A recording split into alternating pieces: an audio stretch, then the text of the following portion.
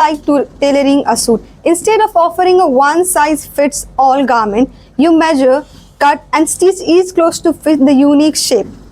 Good morning, everyone. This is me, Kavita, standing in front of you all of a BBM Batch 2 second year student to give a presentation on the topic market segmentation. Just like a cart cannot stand on a one single wheel, therefore, the absence of even a one critical function, that is marketing, leads to the failure of an organization. And marketing segmentation is as crucial to marketing as marketing is to an organization. Basically, marketing refers to dividing a larger group into a more specific, narrow group or people who have similar characteristics in order to tailor the message and the product specifically to cater to those groups. That was all about marketing. As I said, it's a vital concept. And now moving further towards the types of marketing. The types of marketing that we have got is a demographic, geographic, psychographic, behavioral, and formographic. If we talk about the demographic market segmentation basically refers to dividing the market on the basis of demographic factors like age, gender, etc. When we produce up the product specifically in order to cater to the needs of the different age groups, like producing up the products like that of the for the patriotic and theoretic groups, and that's specifically we called it as a demographic market segmentations. If we talk about behavioral is most probably based on the attitudes and their interest, and that's the behavioral. And if we talk about the formographic most probably refers to dividing up the market on the basis of the business size, their production, whatever the products they are producing up. And now moving towards the benefits of market segmentations. Market segmentations is beneficial in many of the ways, and not just the one ways. It first and foremost helps a company and an organization to produce the products in order to specifically meet to the needs of the people. Like we all are sitting over here, the type of a product that we desire, the needs that we have, and specifically what kind of a product and or the preferences we all have got is not same.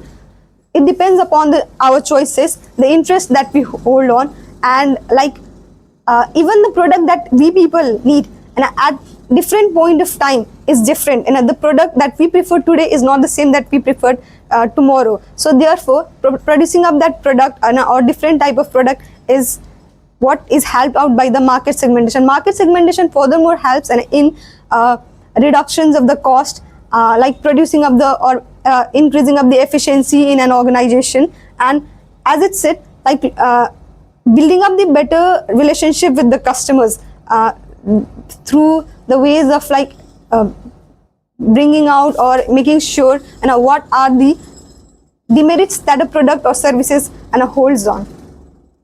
And that was all about the market segmentations. And a market segmentations helps in coming through that competition in an organization, like implementing of the effective strategies or whatever the demands they have. That was all about. Elaborate the demographic and geographical market segmentation.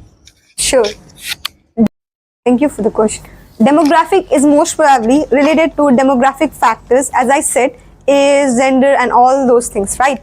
And geographic refers to when we divide up the market on the basis of the geographical location, like the product that is needed by a person living in the Jammu and Kashmir, it will not be the same that is demanded by the people living in the plain areas, like people in the hilly areas or mountainous regions. They may prefer the warm clothes and the clothes that's needed to fit in order to protect their body from the type of the climatic situation that's prevalent over there. But if we talk about the plain areas, people in plain areas cannot wear the clothes that's worn by those people all throughout the year in the hilly or the mountainous regions, for the fact that the temperature in the plain areas is usually above or is usually more even in the winter seasons, or we can say especially in the summer season it's usually high. So therefore the different products are needed by the people in the different around the different geographic locations, even if it's in a country India or around the globe. That was all with respect to the geographic and demographic type of segmentations. I hope your doubt is clear now. Yes. Question is how lifestyle is related to market segmentation. Talk about the lifestyle, it can have different meaning, right? If we talk about the lifestyle, like some people, they prefer to wear simple clothes, and some people prefer the luxurious items. You know? So depending upon that, what kind of a product is preferred by the people, accordingly the product has to be produced, right? Even if we talk about in case of a food that's consumed by the people, some people prefer the healthy food and foods that's organic, and some people they usually prefer to go to the restaurant and eat these street foods, and that is the unhealthy lifestyle is followed by them. So what kind of a food they prefer to have, and or what kind of a product they like to wear, depending upon that the product needs to be produced, and the amount of the money that people are equally willing to spend in order to purchase that product. So it all depends, like accordingly what kind of a product needs to be produced, for the fact that the inefficient allocation of the resources leads to the wastage of the resources. And we all know, as we have learned in economics, that the resources with us is always scarce, and the alternative uses to which it can be put is unlimited. Thank you. So my question for you is, if you are dealing with customized product, then how can you segment the market? Great question. First and foremost, the question was, if we are dealing with the customized product, how do we segment the market, right? Marketing starts first and foremost with the market research. This is one of the important steps and first step which we should not be neglecting, or which should not be forgotten, right?